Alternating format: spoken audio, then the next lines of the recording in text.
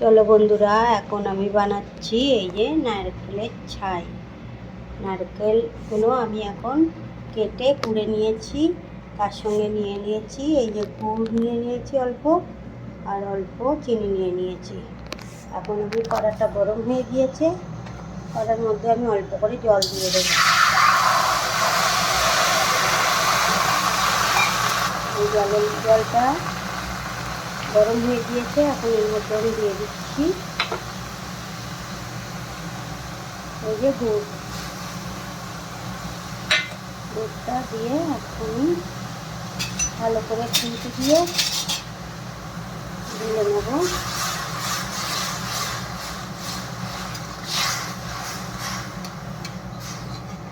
এরকম করে দুধটা একদম গলে গিয়েছে।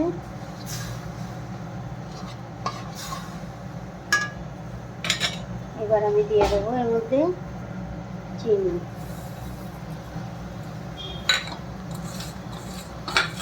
চিনি গুড় দুটোই আমি দিয়ে দিলাম, দিয়ে আমি এখন এটা ভালো করে মিক্স করে নেব। এরকমভাবে চিনি গুড়টা একদম গলে গেলে তারপরে আমি এর মধ্যে দিয়ে দেবো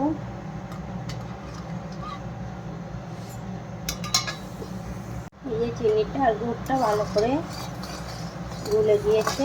এই যে কত সুন্দর হয়ে গিয়েছে, একদম সবগুলো গলে গিয়েছে চিনি গুড়। এখন আমি দিয়ে দেবো এই নারকেলগুলো এখন এই কড়ার মধ্যে দিয়ে দিচ্ছি।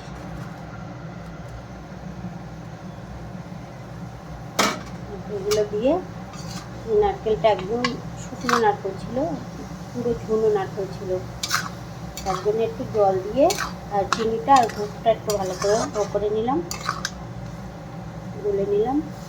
তাহলে এই নারকেলটাও ভালো করে সিদ্ধ হয়ে যাবে খুনি, তাহলে সুন্দরভাবে আর কি নারকেলটা সিদ্ধ হয়ে ভাজা হবে খুবই ভালো। এখন এরকমভাবে গুটে ভালো করে করি। এখন দেখো এই যে এর মধ্যে এই নারকেলের মধ্যে যে ওটা ছিল, গুড়ের রসটা ছিল, ওটা একদম শুকিয়ে গিয়েছে। এখন আরেকটু একদম লাল লাল করে ভাজা করে নেব। ছাইটা ভালো করে ভেজে নেব, ছাইটা নিয়ে নেব। তারপরে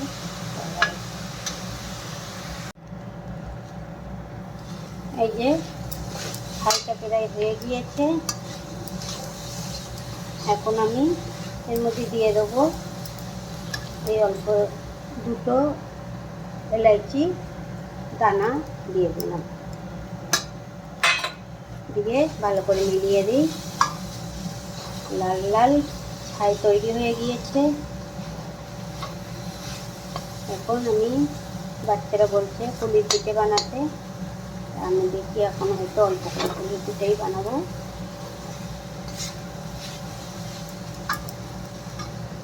এই যে কুলি পিঠেগুলো বানিয়ে নিয়েছি, এক থালা কুলির পিঠে বানিয়েছি। আর এই যে নারকেলের ছাইটা বেশি হয়েছিল, তার জন্যে এখন নাড়ু বানিয়ে নিয়েছি, আর সাথে দুধ নিয়ে নিয়েছি কুলি পিঠে বানানোর জন্য, আর এই যে চিনি নিয়ে নিয়েছি। আর এই যে কড়াইতে এখন ছাই বানিয়েছিলাম, ওই কড়াইতে এখন এই দুধগুলো দিয়ে দিচ্ছি। অল্প একটু জলও দেবো,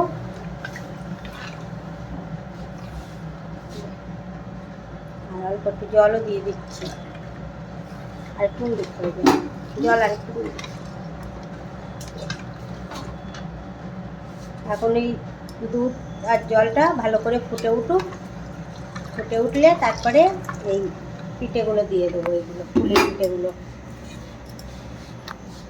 এখন গরমের দিনে দেখো আমি কুলির পিঠে বানাচ্ছি, বাচ্চারা খেতে চাচ্ছে, কী করা যাবে, খাবার জিনিস যখন তখন বানানো যায় নাকি, চাই গরম হোক চাই শীত হোক, খেতে ইচ্ছে হলে বানাতে তো হবেই।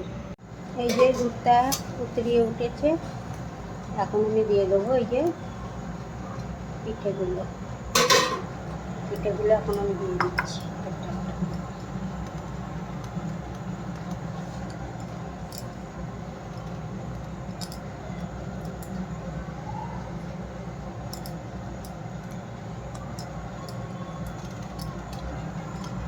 পিঠেগুলো এক এক করে সব দিয়ে দিই।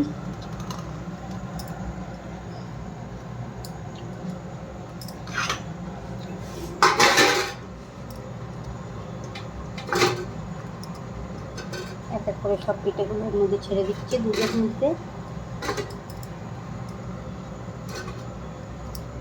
কটা আছে এই কটাও দিয়ে দিই।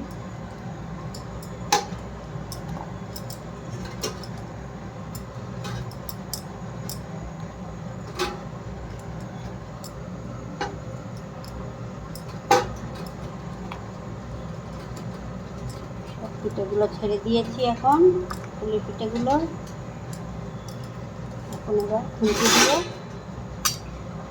নেড়ে দিই। একটু নেড়ে দিই ভালো করে। এরকমভাবে নেড়ে দিলাম। নিজে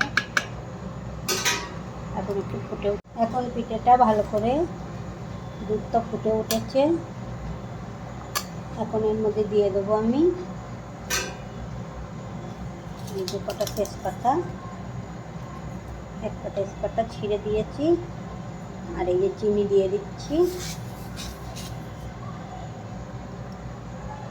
চিনিটা দিয়ে দিলাম। আর এই দিয়ে দিচ্ছি ময়দা গুলে রেখেছিলাম অল্প একটু জল ময়দা। এটা দিলে কি একটু গাঢ় হবে, এই পায়েসটা একটু গাঢ় হবে ক্ষীরটা। এই জন্য দিয়ে দিলাম সবগুলো। দিয়ে আবারও একটু ফুটিয়ে নেবো ভালো করে। শীতকালে বানিয়েছিলাম পিঠে, আর এখন গরমকালে বানাচ্ছি। বাচ্চারা খেতে চেয়েছে, এখন কি করা যাবে। নারকেল দেখে ওদের খাবার ইচ্ছা হয়েছে একটু পিঠে, পুলির পিঠে। বলছে মা পুলির পিঠে বানিয়ে দাও। আমি তো চলো বানিয়ে দিই, তাহলে বাচ্চারা খেতে চেয়েছে যখন বানাই। তাই ওই বানাচ্ছি। আমি কীভাবে বানাচ্ছি আপনাদের দেখুন। এই যে পিঠেটা, পুলি পিঠেটা বানিয়ে দিয়েছে। এখন আমি এর মধ্যে দিয়ে দেবো চিনি, সব ঠিক আছে। এখন এর মধ্যে দিয়ে দেবো দুটো এলাইচি ফাটিয়ে রেখেছি, এই দুটো দিয়ে দিই। এলাইচিটা দিলে কি একটু একটু সেন্টটা ভালো হবে, খুশবুটা ভালো হবে। এটা দিয়ে দিলাম। এই যে বানিয়ে গিয়েছে আমাদের নারকেল, দুটো নারকেল দিয়ে পুলির পিঠে, আবার নাড়ু, সব কিছু বানিয়ে গিয়েছে।